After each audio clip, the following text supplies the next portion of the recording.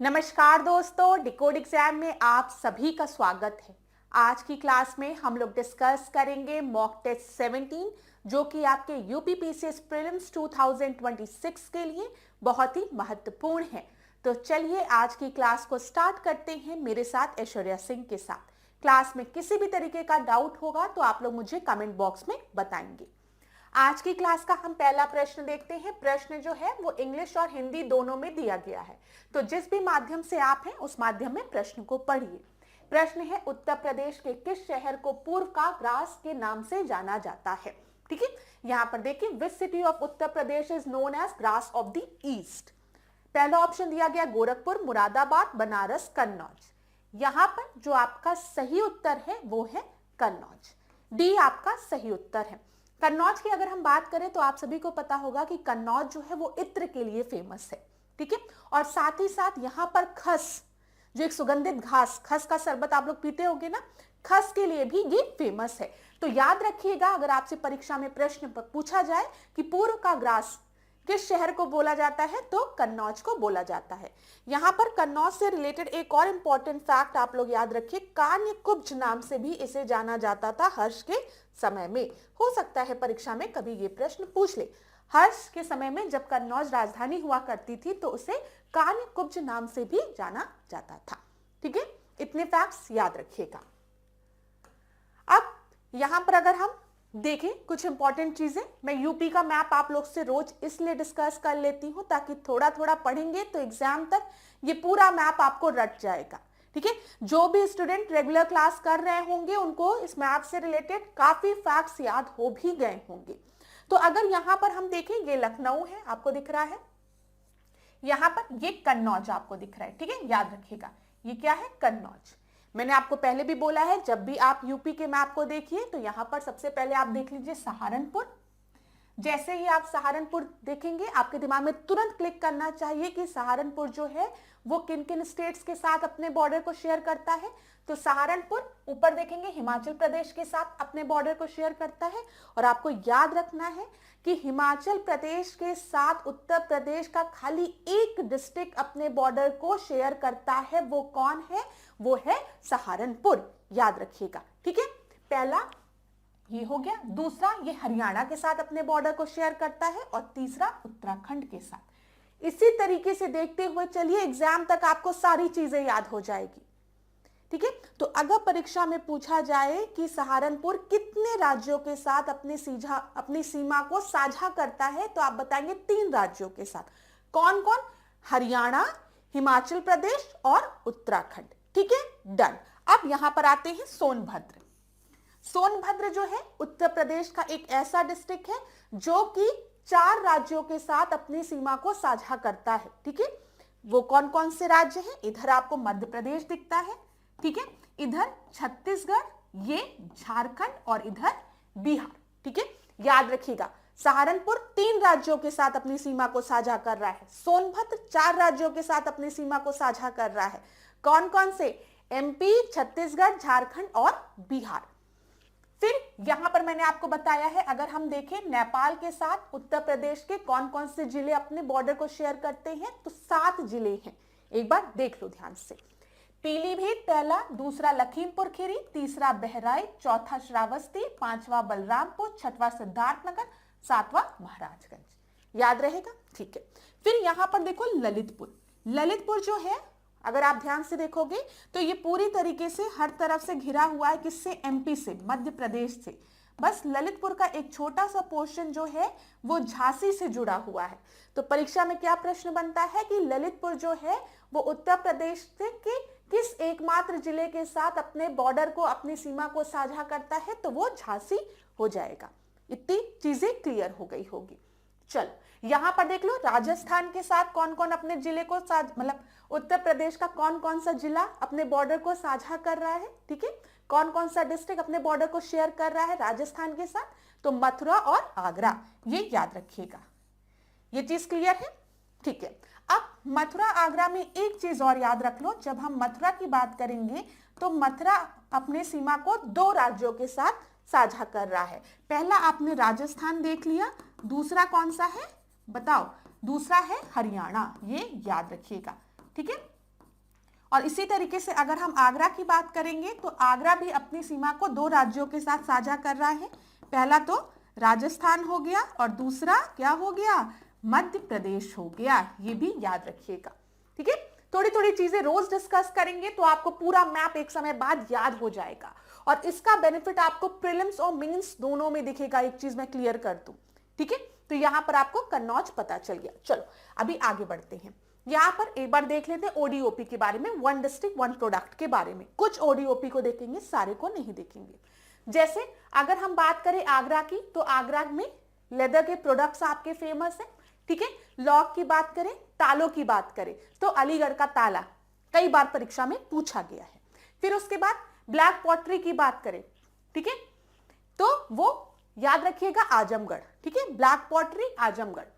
फिर उसके बाद गुड़ की बात करें, जैगरी की बात करें तो अयोध्या। अमरोहा में अगर हम बात करेंगे तो यहाँ के म्यूजिकल इंस्ट्रूमेंट फेमस है, ठीक है। औरैया की फूड प्रोसेसिंग, मतलब यहाँ पर देसी घी फेमस है। अंबेडकर नगर के टेक्सटाइल प्रोडक्ट, बदायूं के जरी जरदोसी के काम, ठीक है। तो याद रखिएगा क्लास, ओडी ओपी से भी, वन डिस्ट्रिक्ट वन प्रोडक्ट से भी आपके एग्जाम में प्रश्न बने हैं। पहले सुमेलित करने को दिया गया था, एक पूछा गया था कि कौन सा सही सुमेलित नहीं है, तो इस तरीके से प्रश्न बनते हैं और मेंस के लिए, इंटरव्यू के लिए भी महत्वपूर्ण होता है। अमेठी की बात करेंगे हम तो मुंज प्रोडक्ट, ठीक है, ये जो टोकरियां बहुत सुंदर सुंदर दिखती है ना। फिर बहराइच की बात करेंगे तो हैंडीक्राफ्ट, ठीक है, एंड फूड प्रोसेसिंग। बलिया में बिंदी, याद रखिएगा, बी से बलिया, बी से बिंदी। फिर बलरामपुर पल्सेस के लिए, दाल के लिए। बांदा अगर हम कहेंगे तो सागर स्टोन क्राफ्ट। फिर बागपत की बात करेंगे, होम फर्निशिंग। बरेली की जरी जरदोसी और बैम्बू के प्रोडक्ट्स। बस्ती के वुड क्राफ्ट। भदोई का कारपेट, कई बार पूछा गया है। बिजनौर का वुड क्राफ्ट। तो अगर आप लोग ऑफिशियल साइट में भी देखोगे ना तो आपको मिल जाएगा। ऑफिशियल साइट में जाकर ओडीओपी के देखना, सारे प्रोडक्ट्स आपको दिख जाएंगे। उसमें से जो आपकी परीक्षा में बार बार रिपीट होते हैं उनको देख लेना। जैसे फिरोजाबाद का चूड़ी, कई बार पूछा गया, फिरोजाबाद चूड़ी। अलीगढ़ ताला, ये पूछा गया है आपसे, ठीक है। रेडीमेड गारमेंट की अगर हम बात करेंगे तो गौतम बुद्ध नगर। चित्रकूट का वुडन टॉयज, जो लकड़ी के आपके खिलौने बनते हैं। फिर यहां पर देखिए गाजीपुर का अगर हम देखें तो जूट वॉल हैंगिंग। तो एक बार इसको पढ़ लीजिएगा। ऐसा नहीं होता है कि आपको ODOP, national park, wild life sanctuary या ट्राइब्स रोज याद करने की जरूरत है। बैठ के एक ही दिन नहीं, रोज क्या करो, रोज बस 2 मिनट देखा करो। कुछ ऐसे टॉपिक होते हैं परीक्षा के लिए जहां से आपके परीक्षा में प्रश्न बनता ही बनता है, और ये ऐसे टॉपिक होते हैं जिनको समझने की जरूरत नहीं होती है, याद करने की जरूरत होती है। अब प्रश्न ये उठता है कि इसे याद कैसे करें, इतना ज्यादा है। तो याद करने का सबसे अच्छा तरीका यही है कि रोज 1 मिनट बस देख लिया करो, ठीक है। 1 मिनट रोज उन पन्नों को पलटोगे ना तो एग्जाम तक एकदम दिमाग में बैठ जाएगा। इसी तरीके से सेंसस जो है ना, सेंसस 2011 आप लोग एकदम लास्ट के लिए छोड़ते हो कि एकदम लास्ट में सेंसस पढ़ेंगे, फिर इतना पैनिक होने लगता है कि करंट अफेयर भी है, ये भी है, स्टैटिक पोर्शन भी है, सब है, सेंसस भी है, और सेंसस याद ही नहीं होता है। तो इसका सबसे अच्छा तरीका ये होता है, हफ्ते में 2-3 दिन सेंसस के लिए रखो और कहो कि बस 2-3 दिन पढ़ूंगा, फिर नहीं पढ़ूंगा। बस थोड़ा ज्यादा नहीं पढ़ना है, 10-10 मिनट, 12-12 मिनट, 15 मिनट, बस इससे ज्यादा नहीं। पढ़ाई दुनिया की सबसे आसान चीज है, बस करना आना चाहिए, पढ़ना आना चाहिए, ठीक है। सोचो कितनी आसान चीज है पढ़ाई। चलो यहां पर देखो, निम्न में से किन बौद्ध ग्रंथों की रचना संस्कृत भाषा में की गई, निम्नलिखित में से सही विकल्प को चुनिए। यहां पर बोला गया है कौन से बुद्धिस्ट टेक्स्ट ऐसे हैं जो कि आपके संस्कृत लैंग्वेज में लिखे हुए हैं। तो दिव्यावदान, दीप वंश, महावंश, आर्य मंजूश्री, मूल कल्प। तो बताइए यहां पर कौन कौन से आपके संस्कृत भाषा में लिखे हुए हैं, ये पूछा गया है। तो ध्यान दीजिएगा, यहां पे दिव्यावदान और आर्य मंजूश्री मूलकल्प जो है ये दोनों संस्कृत भाषा में लिखे हुए हैं, ठीक है। लेकिन जब हम दीप वंश और महावंश की बात करते हैं तो ये पाली में लिखा हुआ है। तो यहां पर आपका सही उत्तर क्या हो जाएगा, 2 का, ए और डी, सी, ठीक है, सी आपका सही उत्तर है। अगला प्रश्न देखें, यहां पर हम लोग देखिए क्लास, कहीं पर भी अगर आपको ऐसा लगे कि वीडियो को पॉज करने की आवश्यकता है तो वीडियो को पॉज जरूर कर लिया करिए। अब ये कुछ टेक्स्ट है और उनके राइटर कौन है ये बोला गया है। ये प्रश्न भी आपके परीक्षा में 1 साल 2 साल फिर गैप कर देंगे, फिर रिपीट कर देंगे, ऐसा होता रहता है। और ये भी एक ऐसी चीज है जिसमें कि कंफ्यूजन भी बहुत होती है। तो देखते हैं बदायूनी की हम बात करेंगे तो यहाँ पे मुंतखाब उल तवारिक इनके द्वारा लिखी गई है, कौन सा सुमेलित नहीं है आपको बताना है। अल बरूनी की बात करेंगे, किताबुल हिंद कई बार परीक्षा में पूछा गया है, किताबुल हिंद किसके द्वारा लिखा गया है, अल बरूनी के द्वारा। जयानक की बात करेंगे तो पृथ्वीराज विजय, ठीक है। अमीर खुसरो की बात करेंगे, फतवाए उल फुवाद, ये आपका गलत है, डी आपका गलत है, ठीक है। इसमें पूछा गया है कौन सा आपका गलत है, ये तीनों आपके सही हैं, डी आपका गलत है। यहां पर एक बार आप लोग देख लीजिए, अगर आप चाहें तो इसका स्क्रीनशॉट भी ले सकते हैं, विजिबल होगा। देखिए आशिका किसके द्वारा लिखी गई है, कई बार पूछा गया, अमीर खुसरो द्वारा लिखी गई है। तारीखे दिल्ली किसके द्वारा लिखी गई है, अमीर खुसरो द्वारा लिखी गई है, ठीक है। और फुतूह जो है और तुगलकनामा ये किसके द्वारा लिखी गई है, अमीर खुसरो द्वारा। क्लास इसको नोट कर लीजिए अगर याद नहीं है, परीक्षा में प्रश्न बनते हैं यहां से। फिर देखिए रहला की बात करेंगे तो इब्न बतूता, तारीखे फिरोज शाही की बात करेंगे तो जियाउद्दीन बर्नी, कई बार पूछा गया तारीखे फिरोज शाही। फतवाए जहांदारी की बात करेंगे तो ये भी जियाउद्दीन बर्नी द्वारा, ठीक है। पृथ्वीराज रासो चंद बरदाई द्वारा, ये भी आपको पता होगा, कई बार पूछा गया है। फुताहात ए फिरोज शाही फिरोज शाह द्वारा। फुतुह उस सलातीन जो है मलिक इसामी द्वारा, ठीक है। ताजुल मासिर पूछा गया है हसन निजामी द्वारा। जो पूछे गए हैं उसको मैं टिक लगा देती हूँ क्योंकि ये रिपीट होते रहते हैं। तारीखे मुबारक शाही की अगर हम बात करेंगे तो अहमद सरहिंद द्वारा इसको लिखा गया है। हुमायूं नामा गुलबदन बेगम, आपको पता ही होगा, ठीक है। तबकाते अकबरी की बात करेंगे तो निजामुद्दीन अहमद, ठीक है। मुंतखब उल तवारिक की बात करेंगे तो बदायूं द्वारा। फिर पृथ्वीराज विजय जैनायक द्वारा। चलिए तो इसको देख लीजिए आप, यहां पर स्क्रीनशॉट लेना है तो ले लीजिए। यहां पे फवायद उल फुबाद पुस्तक जो है वो शेख निजामुद्दीन औलिया की बातचीत का संकलन है और इसे लिखा किसने, अमीर हसन सिद्दी ने संकलित किया है इन्होंने। इसका स्क्रीनशॉट ले लीजिए, ये बहुत डिफिकल्ट होता है, ठीक है। 5-6 बार पढ़ो, कोई ट्रिक बना के पढ़ो, याद रह जाए तो अच्छी बात है, बार बार रिवाइज करो ऐसे क्वेश्चंस को, क्योंकि मुझे तो डिफिकल्ट लगता है भाई, ये मुझे नहीं याद रहता है ये किसने लिखा, ये किसने लिखा, ये किसने लिखा, आपका नहीं पता, ठीक है। तो यहां पर ध्यान दीजिएगा, ऐसे प्रश्न पूछे जाते हैं लेकिन परीक्षा में। अब ये प्रश्न देखो, ये आसान सा प्रश्न है।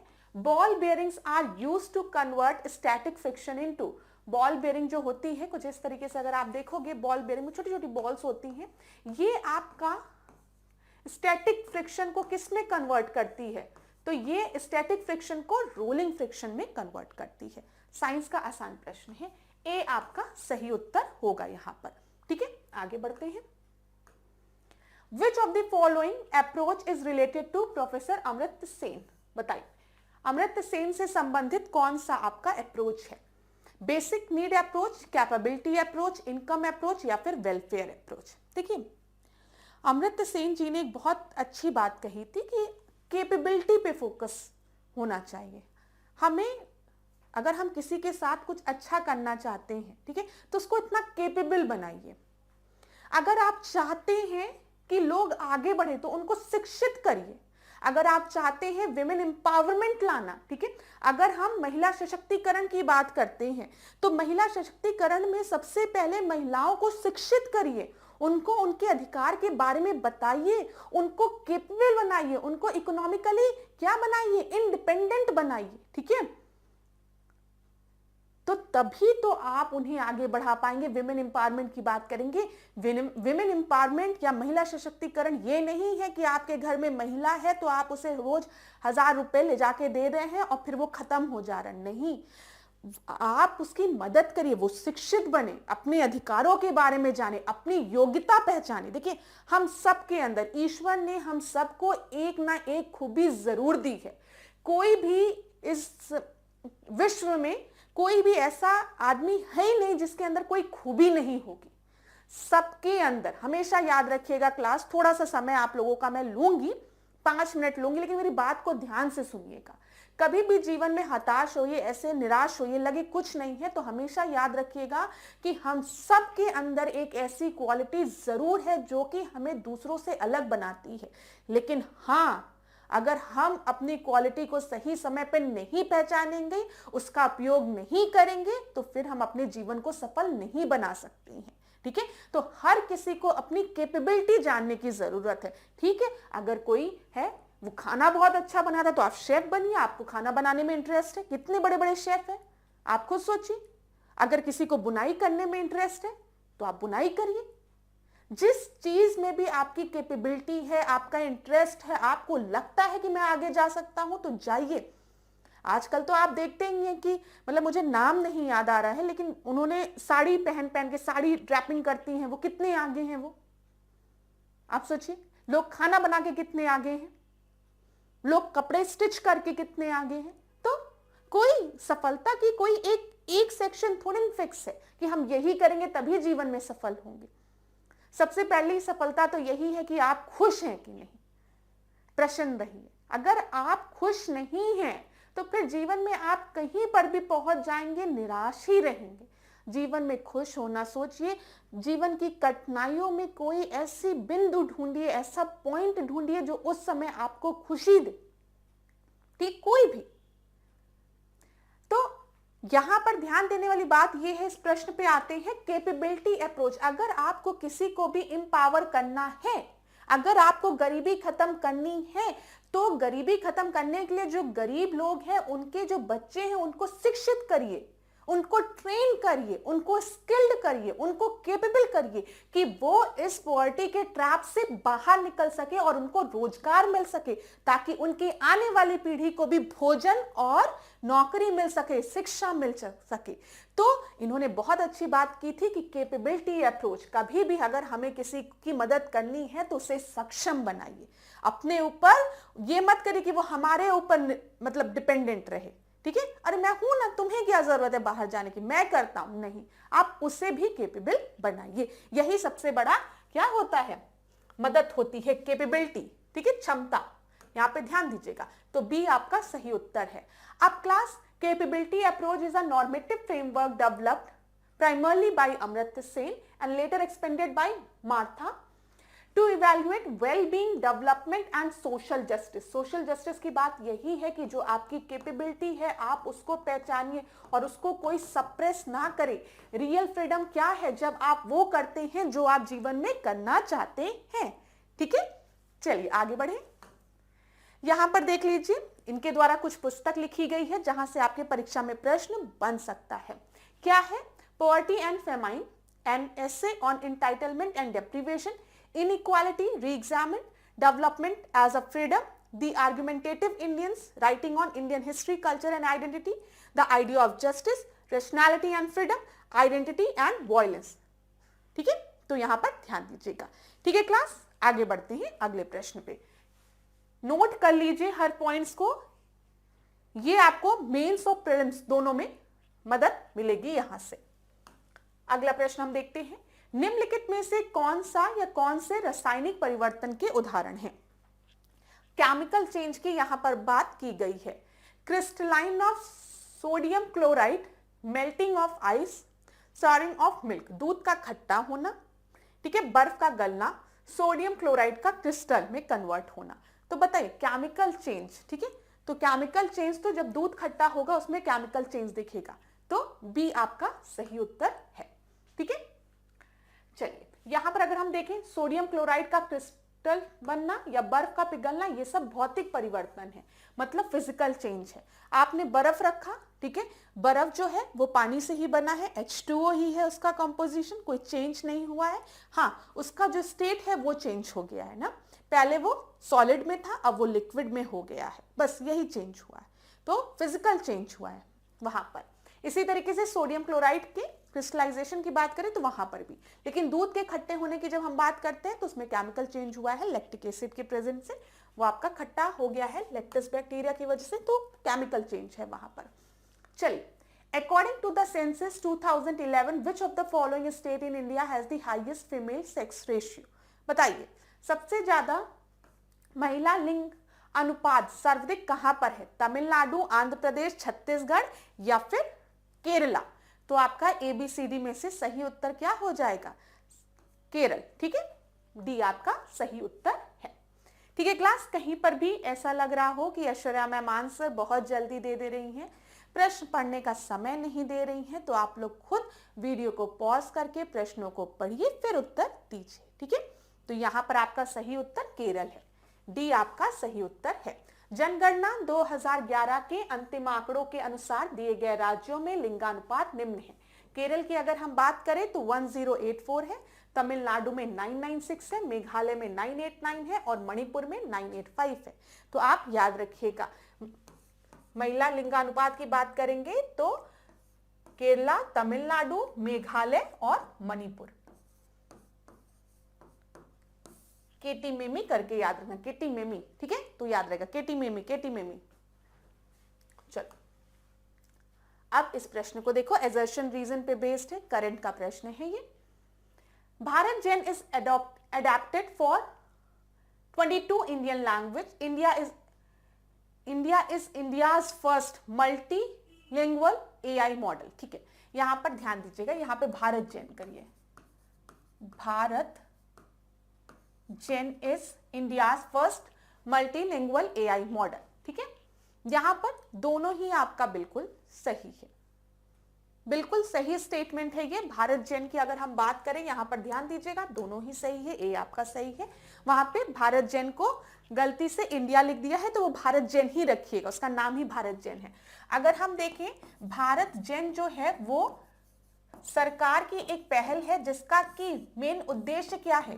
AI के थ्रू AI विकसित करना। ठीक है, आर्टिफिशियल इंटेलिजेंस पे बेस्ड है। और अगर आप देखेंगे, जो विभिन्न भारतीय भाषाओं में टेक्स्ट, ऑडियो और वीडियो पर उत्पन्न कर सकेगा। ठीक है, यह भारत का पहला AI क्षमताओं को बढ़ाने का हिस्सा है जो देश की भाषाई, सांस्कृतिक और सामाजिक विविधता को ध्यान में रखते हुए तैयार किया गया है।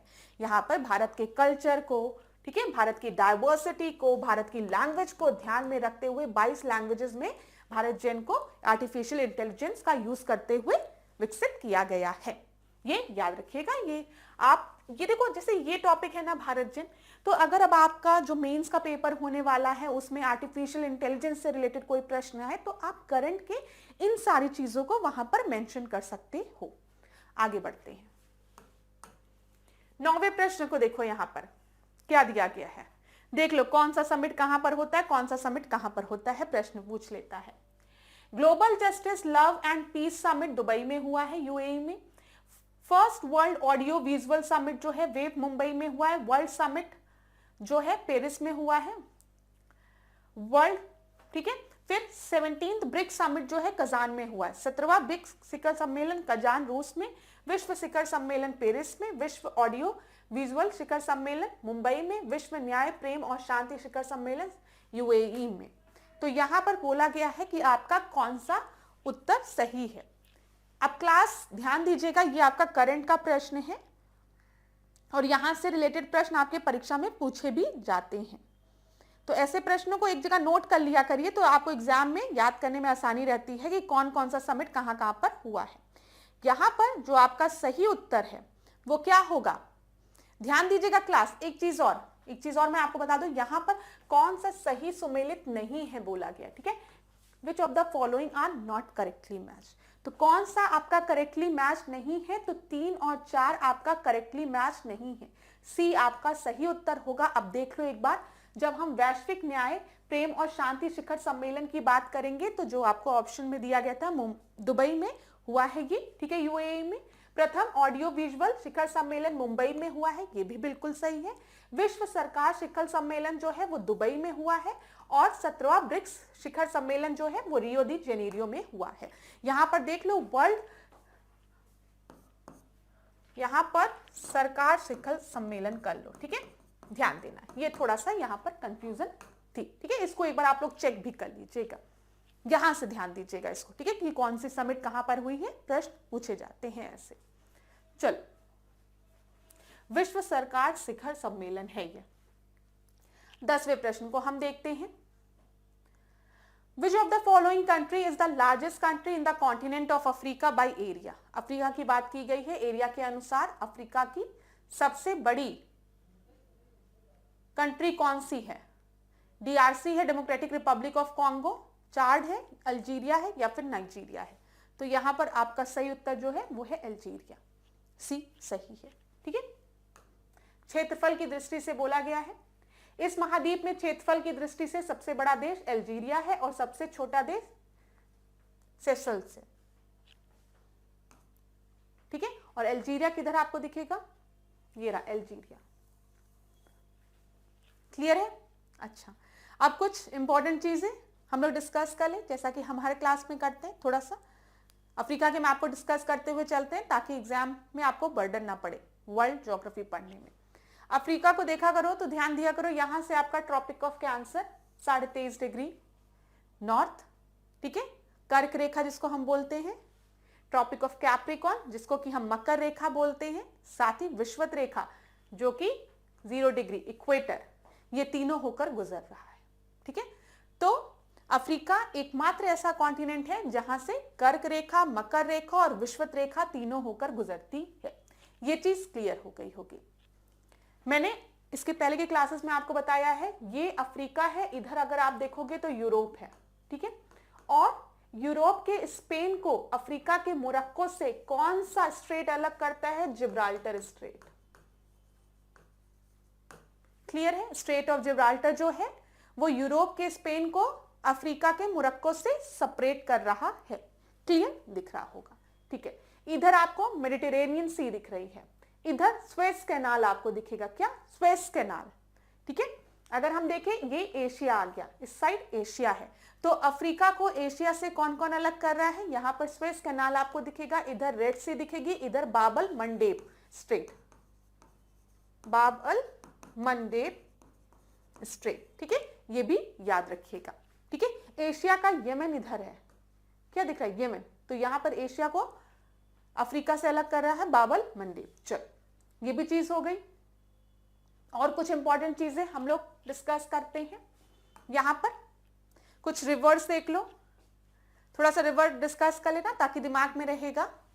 देखो, हर चीज को रोज थोड़ा थोड़ा करके पढ़ोगे ना तो अभी समय है, अच्छी खासी तैयारी हो जाएगी। मैं काफी समय से आप लोगों को पढ़ा रही हूं और मैंने देखा है कि जो स्टूडेंट कंटिन्यूटी मेंटेन रखते हैं उनका सिलेक्शन होता भी है, क्योंकि आप रोज प्रैक्टिस कर रहे हो तो आप रोज अपने एरर को फाइंड आउट कर रहे हो कि कहां पर गलती रह जा रही है। नहीं तो बहुत से स्टूडेंट ऐसे हैं, हाँ जब मेंस आएगा मेंस की तैयारी करेंगे, प्रीलिम्स आएगा प्रीलिम्स की तैयारी करेंगे। नहीं, आपको रोज कुछ समय क्या करना है? एमसीक्यूज पर देना है। तो यहां पर देख लो, स्वेज कैनाल मैंने आपको बता ही दिया, ये रेड सी है, इधर बाब अल मंडेब है। ठीक है, ये मेडिटेरेनियन सी है, इधर स्ट्रेट ऑफ जिब्राल्टर है। ये चीज क्लियर हो गई। अब यहां पर नाइल रिवर आपको दिख रही होगी। ठीक है, ये नाइल रिवर है, यहां पर ये ब्लू नाइल है और ये व्हाइट नाइल है। क्लियर है? ठीक है, अब आपकी परीक्षा में प्रश्न बनता है कि जो ब्लू नाइल है वो कहां से निकल रही है और जो व्हाइट नाइल है वो कहां से निकल रही है।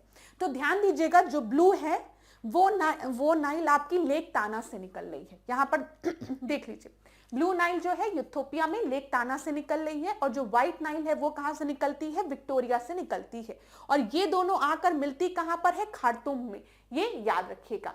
यहां पर ध्यान दीजिए, मैं आपको इसमें फिगर में ही दिखाती हूं। जैसे ये क्या है? ये नाइल है। ठीक है, यहां पर अगर आप देखोगे तो जो ब्लू नाइल है, ब्लू नाइल वो लेक ताना से ओरिजिनेट हो रही है। ठीक है, और इधर लेक विक्टोरिया है, विक्टोरिया लेक है। यहां से कौन सी नाइल निकल रही है? यहां से निकल रही है व्हाइट नाइल, और दोनों मिल कहां पर रहे हैं? खार्तूम में। ये याद रखिएगा। ठीक है, ये चीज क्लियर है। ठीक है, यहां पर देखिए ये जाम्बेजी है, जाम्बेजी नदी, लिम्पोपो नदी, लिम्पोपो नदी। अब यहां पर ध्यान देना एक बार, मैं आपने ये देख रहे हो, ये कौन सी जा रही है? ये क्या जा रही है? ये आपके ट्रॉपिक ऑफ कैप्रिकॉर्न जा रही है। तो आप देखोगे जो लिम्पोपो नदी है वो ट्रॉपिक ऑफ कैप्रिकॉर्न को 2 बार काटती है। ये देखो, लिम्पोपो नदी जो है वो ट्रॉपिक ऑफ कैप्रिकॉर्न को, मकर रेखा को 2 बार काटती है। ध्यान दीजिएगा, यहां पर अगर हम इक्वेटर की बात करें, 0 डिग्री की बात करें, तो इक्वेटर को कौन नदी 2 बार काटती है? कॉन्गो नदी। कौन नदी? कॉन्गो। कॉन्गो। तो जब इक्वेटर की बात आएगी तो आपको कॉन्गो याद रखना है।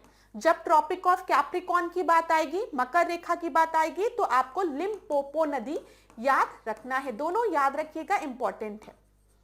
यहां पर एक चीज और आप देख पा रहे होंगे कि यहां पर एक लेक विक्टोरिया है।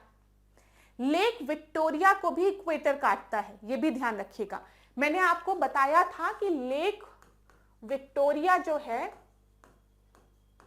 ये जो लेक विक्टोरिया है, इसको इक्वेटर काट रहा है। और काटने की स्पेलिंग, कट की स्पेलिंग आपको KUT याद रखना है। तो KUT जब कट याद रखोगे तो ये भी याद रहेगा कि लेक विक्टोरिया अपने बॉर्डर को किन किन कंट्रीज के साथ शेयर करे, केन्या, युगांडा और तंजानिया। के से क्या है? एक तरफ केन्या है, दूसरी तरफ युगांडा है और फिर तंजानिया है, ये याद रखिएगा। चलो एक बार यहां पर देख लो सब। नाइल नदी सबसे इंपॉर्टेंट है, मैंने आपको बता दिया। वाइल्ड नाइल जो है वो लेक विक्टोरिया से निकल रही है, और जो ब्लू नाइल है वो कहां से निकल रही है? लेक टाना से। जो लेक विक्टोरिया है उसको कौन कट कर रहा है? बताइए, इक्वेटर कट कर रहा है। और लेक विक्टोरिया अगर हम देखें तो यहां पर आपका केन्या, युगांडा, तंजानिया याद रखिएगा, ठीक है। फिर अगर हम वहां से व्हाइट नाइल निकल रही है ब्लू नाइल से मिलकर, ये आगे बढ़ रही है नाइल नाम से, ठीक है। अब देखो ये कहां कहां फ्लो करते हैं? युगांडा, साउथ सुडान, ठीक है, सुडान और इजिप्ट में। एंड कहां होती है? मेडिटेरेनियन सी में, ये याद रखिएगा। यहां पर अगर आप ध्यान देंगे तो ये कहां वो जाकर आपकी ड्रेन हो रही है? मेडिटेरेनियन सी में। और एक बहुत इंपॉर्टेंट पॉइंट ये है कि ये अफ्रीका की सबसे लॉन्गेस्ट रिवर है, ये याद रखिएगा। Longest river in Africa and the world, world में भी, विश्व में भी, ठीक है। फिर कॉन्गो की बात करें, कॉन्गो मैंने आपको बता दिया। कॉन्गो में याद रखिएगा, कॉन्गो को जायरे नाम से भी जानते हैं, और ये जो है वो इक्वेटर को 2 बार काटती है, ये नदी। दिखा दो एक बार मैप में, ये रहा कॉन्गो, ठीक है, जिसको कि जायरे नाम से भी जानते हैं, 2 बार इक्वेटर को कट कर रही है। फिर देखो नाइजर जो है, ये गल्फ ऑफ गिनियो में आपके वो हो रही है, ड्रेन हो रही है। और यहां पर ये माइली, नाइजर और नाइजीरिया में आपकी फ्लो करती है। जाम्बेजी नदी जाम्बिया में फ्लो करती है। ऑरेंज नदी याद रखिएगा, डेकन्सबर्ग माउंटेन। डेकन्सबर्ग माउंटेन की अगर आप बात करेंगे तो इधर आपको डेकन्सबर्ग माउंटेन दिखेगा साउथ अफ्रीका में, और इधर ऑरेंज नदी आपकी फ्लो करती है, ये भी याद रखिएगा, ठीक है। डेकन्सबर्ग माउंटेन इधर ही की तरफ दिखता है साउथ अफ्रीका में, ठीक है, और इधर ही आपकी ऑरेंज रिवर भी है। फिर लिम्पोपो मैंने आपको बता दिया, लिम्पोपो के बारे में। ब्लू नाइल हो गया, व्हाइट नाइल हो गया, वोल्टा याद रखिए, ये आपका फ्लो करती है घाना में, बस इतना याद रखिए, अभी घाना में फ्लो करती है, और लेक वोल्टा से ये आपकी लेक वोल्टा को बनाती है, ठीक है। चलो थोड़ा थोड़ा पढ़ोगे ना, थोड़ा थोड़ा, तो आपको याद रहेगा, इसीलिए मैं थोड़ा थोड़ा चीजें बताती हूं बस।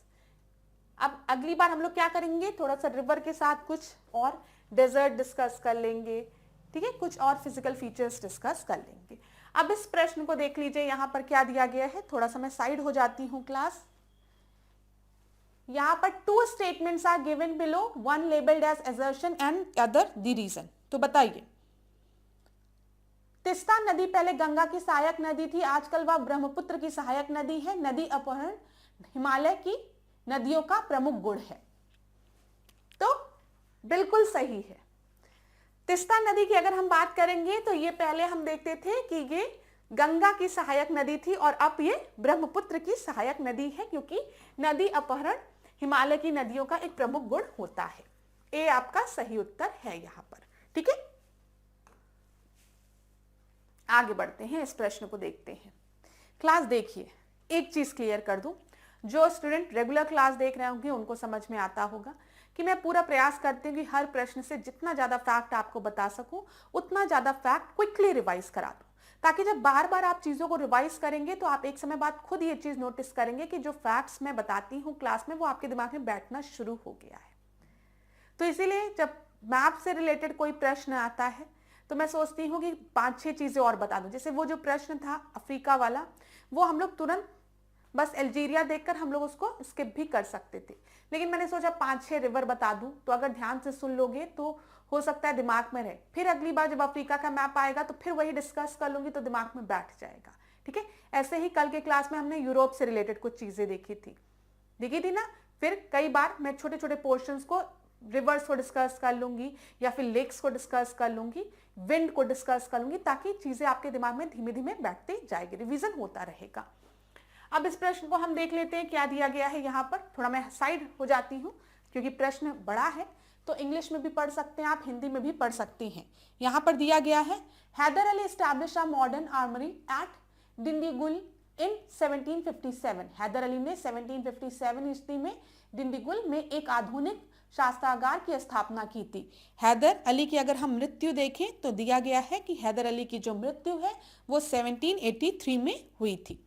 ठीक है, फिर तीसरा स्टेटमेंट दिया गया, टीपू सुल्तान ने श्रीरंगपट्टनम में एक स्वतंत्रता का वृक्ष लगाया था। टीपू सुल्तान ने जैकोबियन क्लब के भी सदस्य थे ये।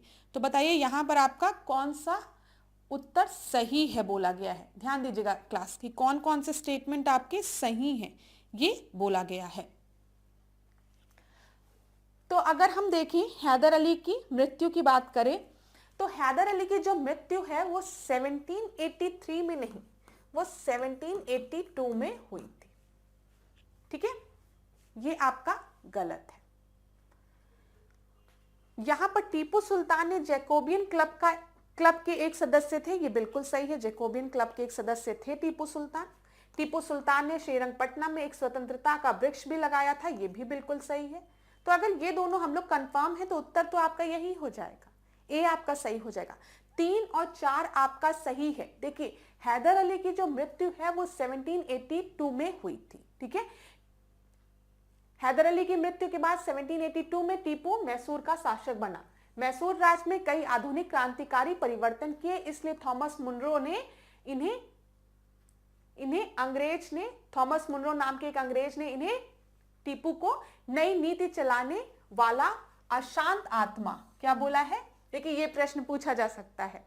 ठीक है, इसको नोट कर लीजिए। इसलिए थॉमस मुनरो नाम के एक अंग्रेज ने टीपू को नई नीति चलाने वाला अशांत आत्मा कहा है। ठीक है, अशांत आत्मा इन्हें कहा गया है। यहां पर ध्यान दीजिए, टीपू ने हिंदुओं के प्रति सहिष्णुता प्रदर्शित की थी। इसने 2 हिंदू मंदिरों को भेंट भी की थी। श्रृंगेरी मठ के मुख्य पुरोहित को भी मरम्मत के लिए धन दिए थे। टीपू सुल्तान ने जागीरदारी की पुनर्स्थापना के लिए एक कदम उठाया था। चलिए ये सब चीजें तो ठीक है, चलो स्टेटमेंट दिए गए हैं। यहां पर बस आप ये फैक्ट याद रखिएगा, इसीलिए थोड़ा स्लाइड पढ़ने में कोई मतलब नहीं होता है, मैं ज्यादा चीजें आपको एक्सप्लेनेशन में बता देती हूँ। पढ़ने चलेंगे तो वही सब चीजें यहाँ पर लिखी रहती है, प्रश्न यहाँ से बन सकता है, ध्यान दीजिएगा। ठीक है, कि किसने टीपू सुल्तान को नई रीति चलाने वाली अशांत आत्मा कहा था, तो थॉमस मुनरो ने। चलो आगे बढ़ते हैं अगले प्रश्न पे। यहां पर क्या प्रश्न दिया गया है, Who among the following presented the objective resolution in the Constituent Assembly on 13 December 1946? Objective resolution की जब हम बात करते हैं तो इसको किसने पेश किया था, जवाहरलाल नेहरू ने। याद रखिएगा ए आपका सही उत्तर है। ठीक है, पंडित जवाहरलाल नेहरू ने 13 दिसंबर 1946 को संविधान सभा में उद्देश्य प्रस्ताव प्रस्तुत किया था। ठीक है, और 22 जनवरी 1947 को संविधान सभा ने उद्देश्य प्रस्ताव को स्वीकार किया। उद्देश्य प्रस्ताव ही संविधान की प्रस्तावना बना, आज हम जिसको प्रीएम्बल नाम से जानते हैं। Which of the following article of Indian Constitution deal with the subject of citizenship in India? Citizenship की अगर हम बात करेंगे तो ये किस अनुच्छेद में दिया गया है, अनुच्छेद 5 से 11 में। ठीक है, आसान प्रश्न था इसलिए तुरंत उत्तर बता दिया, सी आपका सही उत्तर है। अब यहां पर कुछ वन लाइनर क्वेश्चंस को देख लेते हैं। भारतीय संविधान के किस भाग में नागरिकता का उल्लेख दिया गया है, तो आपको पता है भाग 2 में, पार्ट 2 में सिटीजनशिप की बात की गई है। अगर हम अनुच्छेद की बात करें जो कि प्रश्न में पूछा गया था, तो 5 से 11 में के अनुच्छेदों में नागरिकता के प्रावधान दिए गए हैं। ठीक है, नागरिकता किस सूची का विषय है, तो ये संघ सूची का विषय है, याद रखिएगा यूनियन लिस्ट का विषय है। भारतीय संविधान में किस प्रकार की नागरिकता का उल्लेख किया गया है, तो एकल नागरिकता का उल्लेख किया गया है। लोकसभा और राज्यसभा के लिए मतदान का अधिकार किसे प्राप्त है? केवल भारतीय नागरिकों को प्राप्त है। ठीक है, लोकसभा और राज्यसभा विधानसभा के लिए मतदान का अधिकार किसे प्राप्त है? केवल भारतीय नागरिकों को, ये तो पता ही होगा। संसद या राज्य विधानमंडल के सदस्य होने के लिए कौन सी एक कंपलसरी वो होती कि भारत का नागरिक होना चाहिए? ठीक है, संविधान के किस अनुच्छेद में अधिवास द्वारा नागरिकता के संबंध में प्रावधान दिया गया है? तो ये अनुच्छेद 5 में। संविधान के किस अनुच्छेद के अंतर्गत प्रावधान किया गया कि संविधान के प्रारंभ पर प्रत्येक व्यक्ति जो भारत के राज क्षेत्र में जन्मा था भारत का नागरिक होगा? ये भी अनुच्छेद 5 में बोला गया है। ठीक है, क्लियर? चलो आगे बढ़ते हैं। भारत से पाकिस्तान को प्रव्रजन करने वाले व्यक्तियों के नागरिकता के संबंध में प्रावधान किस अनुच्छेद में दिया गया? ऐसे भी प्रश्न बन सकते हैं। ठीक है, तो ये याद रखिएगा, इसके बारे में अनुच्छेद 7 में लिखा है। भारतीय मूल के वे व्यक्ति जो रोजगार के लिए विदेश में रह रहे हो या प्रवास कर रहे हो, उनकी नागरिकता के संबंध में जो प्रावधान है वो किस आर्टिकल में दिया गया? वो आर्टिकल 8 में दिया गया है। आर्टिकल अनुच्छेद 5, 6, 8 के अधीन आने वाला व्यक्ति किस कारण से भारत का नागरिक नहीं होगा, नहीं रहेगा? ठीक है, किस कारण से भारत का नागरिक नहीं रहेगा? अगर वो अपनी स्वेच्छा से, खुद से भारत की नागरिकता को छोड़ दे या फिर किसी दूसरे देश की नागरिकता हासिल कर ले। ठीक है, यदि वह किसी विदेशी राज्य की नागरिकता स्वेच्छा से अर्जित कर लेता है। ठीक है, वो खुद अर्जित कर लेता अपनी इच्छा के। ठीक है, तो एक समय पे आप 2 देशों के नागरिक नहीं हो सकते हो, ये चीज याद रखिएगा। चलो आगे देखते हैं। नागरिकता के अर्जन हेतु शर्तों को नियत करने के लिए कौन सक्षम है? संसद सक्षम है। प्रवासी के रूप में रहने वाले विदेशी व्यक्ति के लिए भारत की नागरिकता प्राप्त करने हेतु कितने वर्षों तक निवास करना अनिवार्य है? तो 12 वर्षों तक निवास करना अनिवार्य है। 15 प्रश्न को अब हम देखें। Consider the 4 scheme of Mohammad bin Tughlaq. ठीक है, और इन्हें हमें क्या करना है? क्रोनोलॉजिकल ऑर्डर में हमें इन्हें अरेंज करना है। तो चलिए, सबसे पहले क्या दिया गया? राजधानी परिवर्तन, दोआब में राजस्व वृद्धि, खुरासान अभियान और साकेतिक मुद्रा। तो बताइए यहां पर आपका सही उत्तर क्या हो जाएगा?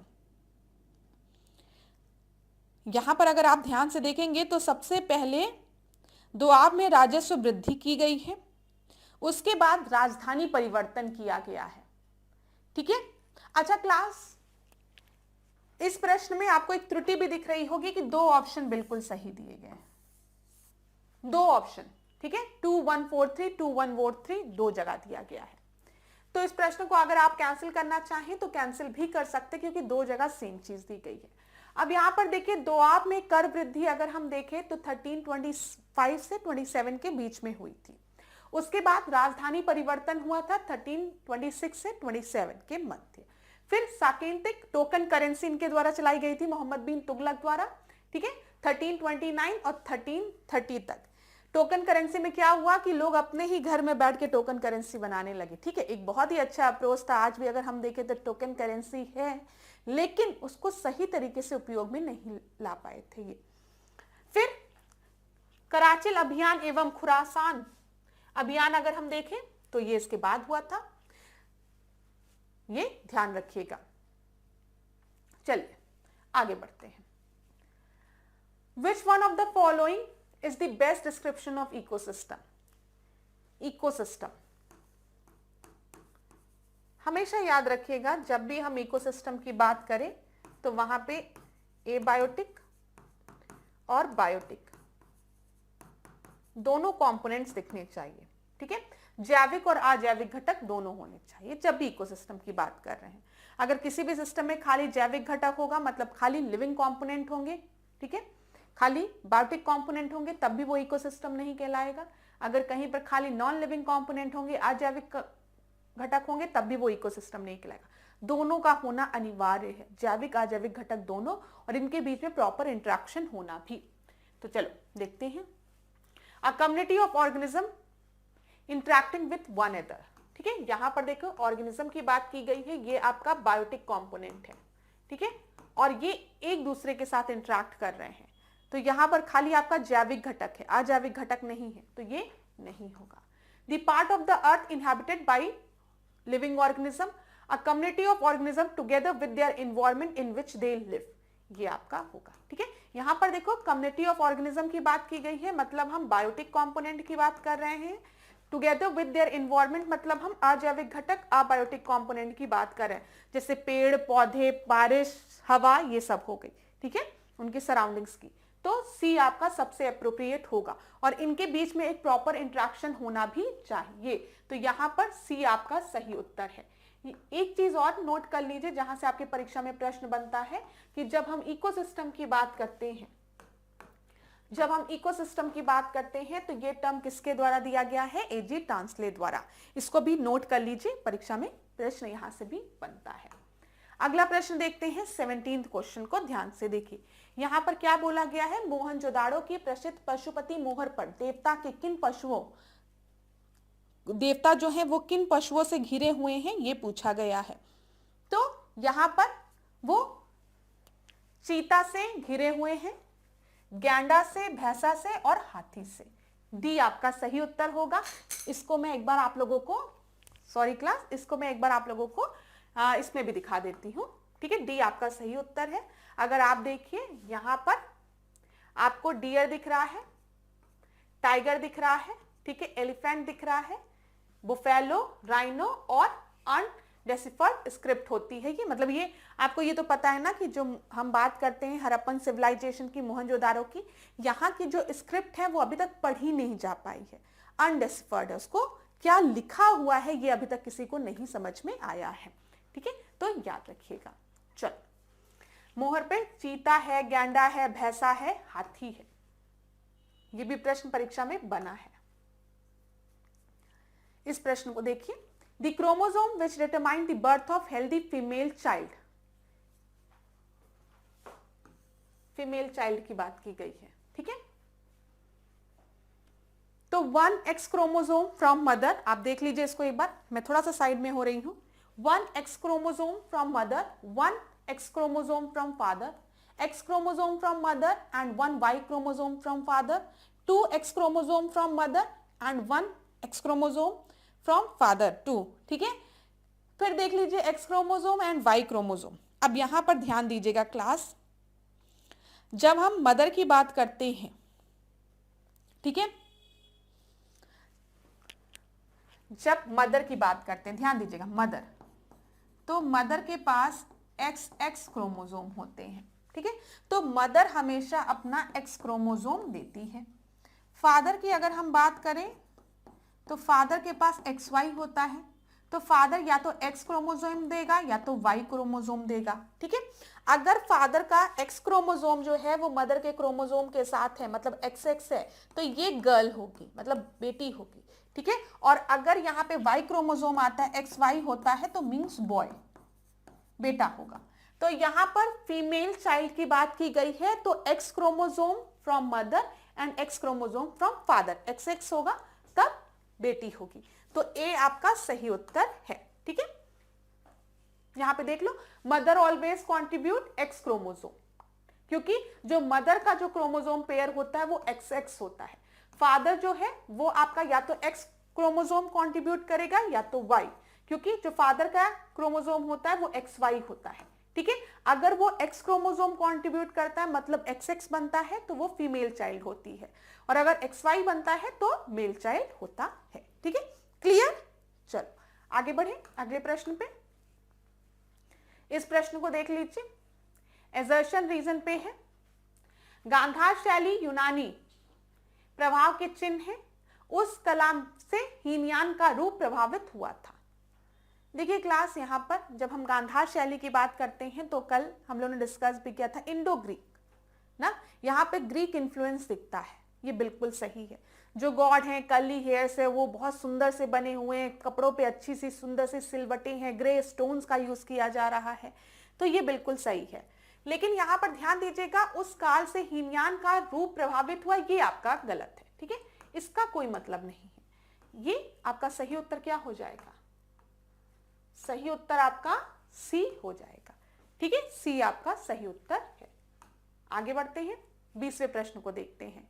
The reason for kerosene rising up the wick in a wick stove, मतलब जो आप देखते हो कि पहले हम लोग जो लालटेन जलाते थे ना, लालटेन उसमें बत्ती डालते थे ना, कैरोसिन वाला जो लालटेन होता था, अब तो मतलब नहीं जलता है, लेकिन उसमें कैरोसिन डाला जाता था, लालटेन रख के लोग पढ़ते थे। मैं भी छोटी थी तो उस समय लालटेन रहता था, बाद में इन्वर्टर आ गया तो लालटेन का प्रचलन खत्म हो गया इन्वर्टर जनरेटर से।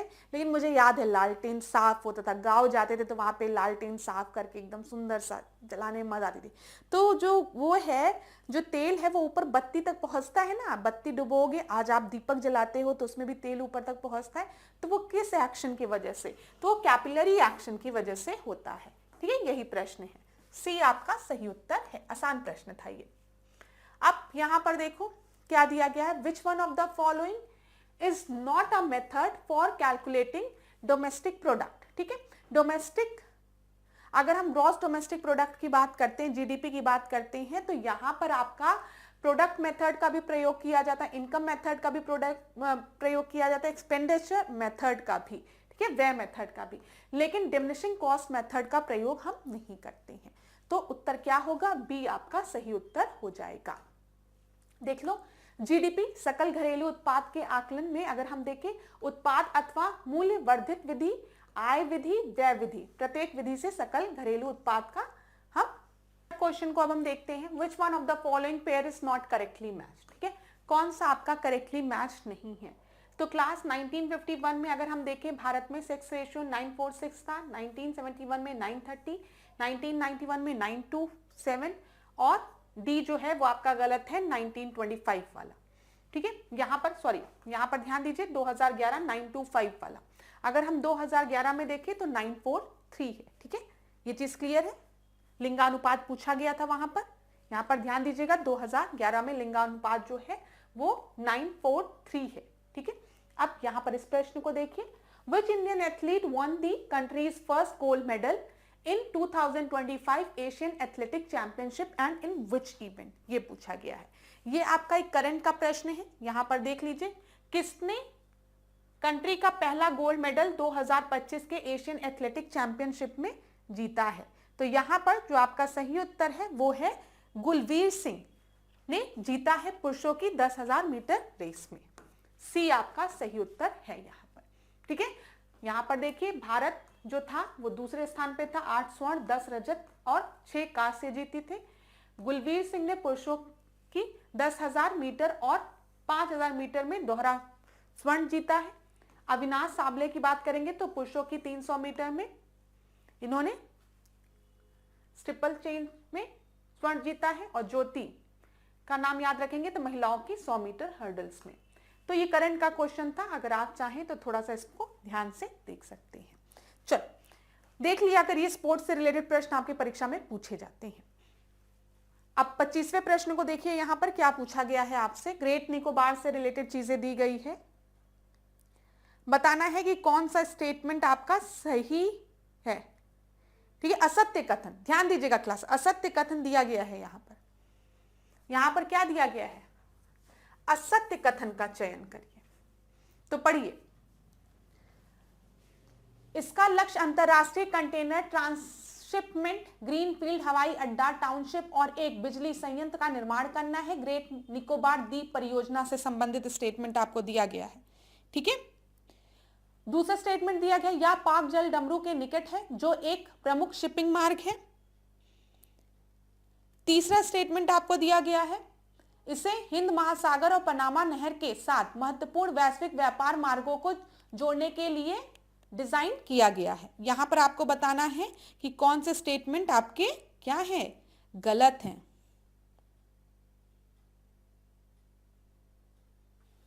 तो यहां पर आपका स्टेटमेंट 2 और 3 गलत है। पहला स्टेटमेंट जो है वो आपका बिल्कुल सही है।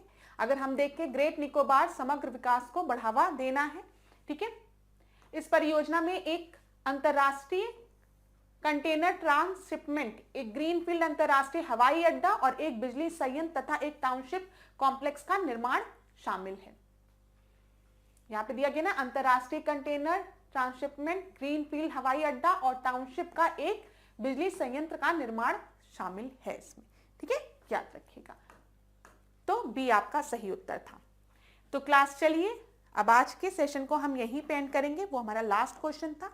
लेकिन क्लास को एंड करने के पहले मैं थोड़ी सी जानकारी आपको दे दूं यूपीपीसीएस फाउंडेशन कोर्स 2026 के बारे में। इस फाउंडेशन कोर्स में एंटायर सिलेबस को कवर किया गया है, प्रीलिम्स और मेंस दोनों की। ठीक है, यहाँ पर किस तरीके से मेंस में आपको आंसर्स को लिखना है ये भी आपको क्लास के दौरान बताया जाएगा। नोट्स आपको प्रोवाइड की जाएगी। पास्ट ईयर्स के जो क्वेश्चन है प्रीलिम्स और मेंस के दोनों कवर किए जाएंगे। तो अगर इस कोर्स से रिलेटेड आपको कोई भी जानकारी चाहिए तो नीचे आपको कॉन्टैक्ट नंबर दिया गया है, इस पर आप कॉन्टैक्ट कर सकते हैं। यहाँ पर कोर्स से रिलेटेड सारी इंफॉर्मेशन आपको प्रोवाइड करा दी जाएगी। ठीक है क्लास, तो चलिए अब आज के सेशन को यहीं पे एंड करेंगे। लास्ट में जाते जाते आपसे एक ही बात कहूंगी कि खुद पर भरोसा रखिए, मेहनत करिए, परिश्रम करिए, ईश्वर आपको सफलता जरूर देगा। आपके माता पिता का आशीर्वाद, आपके बड़े जनों का आशीर्वाद सदैव आपके साथ है, इस पर विश्वास रखिए। लेकिन कर्म करिए, फल आपको जरूर मिलेगा। और जाते जाते लास्ट में यही कहूंगी कि अपने स्वास्थ्य का ध्यान दीजिए, अच्छा सोचिए, सब अच्छा होगा, पढ़ते रहिए। ठीक है, ये जो कंटिन्यूटी है उसको मत ब्रेक करिएगा, रोज पढ़िए थोड़ा थोड़ा, तो एग्जाम तक आपकी तैयारी जो है एक अच्छे लेवल पे पहुंच जाएगी। Thank you so much class, आज के सेशन को यहीं पे एंड करूंगी। ध्यान दीजिए, खूब खाइए, खूब खुश रहिए और पढ़ते रहिए। इसी तरीके से मेरे साथ ऐश्वर्या सिंह के साथ डिकोड एग्जाम के साथ बने रहिए। Thank you so much.